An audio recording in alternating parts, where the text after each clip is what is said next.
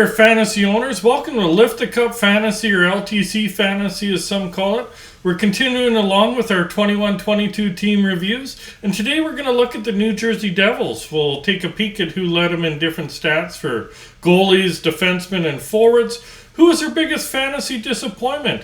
Who was their biggest fantasy surprise? And who on the roster was relevant fantasy-wise on a weekly basis, as well as take some peeks at streamers that helped you out throughout the regular season there.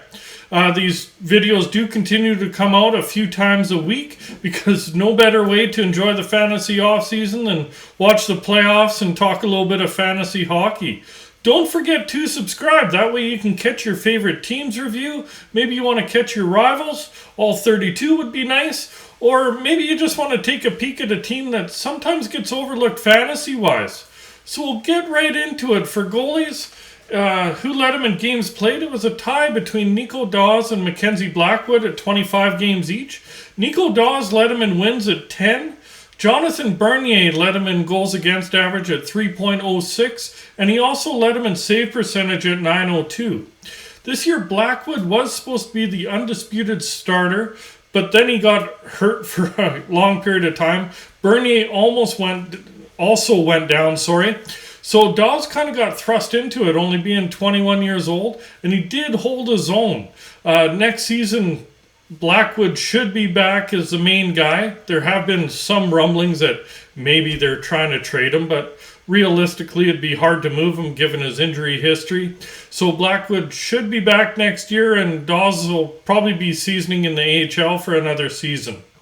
D-man stats, who led him in goals? It was Damon Severson at 11. He also led him in assists at 35 and points at 46. Colton White was leading them in plus-minus at +2.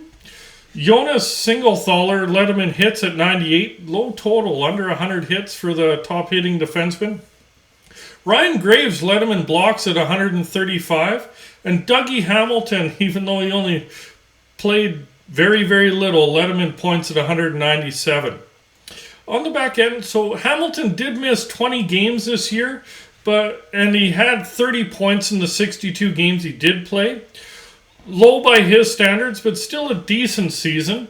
Severson did really step up for them with Hamilton missing time. Kind of took over a lot of that time when he did come back from injury. The top power play time from Hamilton.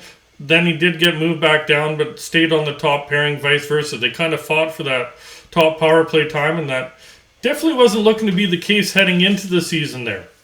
For forwards, goals, it was Jesper Bratt and Jack Hughes tied at 26. Do keep in mind, Hughes played 49 games this season only, and Bratt played 76.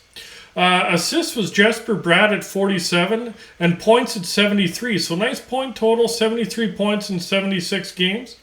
Andreas Janssen led him in plus-minus at +4. Nathan Bastian led him in hits at 210, so nice hit total there. Nico Heishire led him in blocks at 48. And Jesper Bratt led him in shots on goal at 197. Up front, Hughes was great when healthy. It just sucked that he only played 49 games this year. He did put up 56 points, so in those 49. Bratt really came out of the woodwork and had a great year, and Nico Heishire progressed as well. He's become a really fantasy-relevant player this year.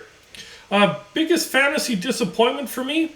It has to be Dougie Hamilton. He signed that massive contract. He got paid this summer, and only putting up 30 points in 62 games. Mind you, it's decent half point per game for a defenseman, but not for that kind of money or where most of us would have drafted him going into this season. Biggest fantasy surprise has to be Jesper Bratt. He prior to this season, his career best was only 35 points in a season. This year he exploded, having 73 points in 76 games played. Fantasy relevant on a weekly basis? Really, it was Severson. I would include Hamilton there. He was half point per game, so when he was healthy, he was good. Damon Severson, as I mentioned, was really good this year. Up front, there's a few. Jack Hughes, obviously. Hopefully he's healthy this year. Only played 49 games, but well over a point per game when he was in there. Jesper Bratt averaging almost a point per game. And Nico Heeshire, he had a really good season, and he also did really well in other stat categories, so well-rounded fantasy player there. Streamers for them, they came in spurts, but Yegor Shrangovich was really good at certain points of the season. So was Dawson Mercer, young kid. He did really well when on that top line there. And so did Pavel Zacha. I really hope you did enjoy today's episode. We'll be out with another one in a few days there. If you did like it, please remember to hit like, hit subscribe, remember that notification bell, and enjoy the rest of the NHL playoffs, fantasy owners.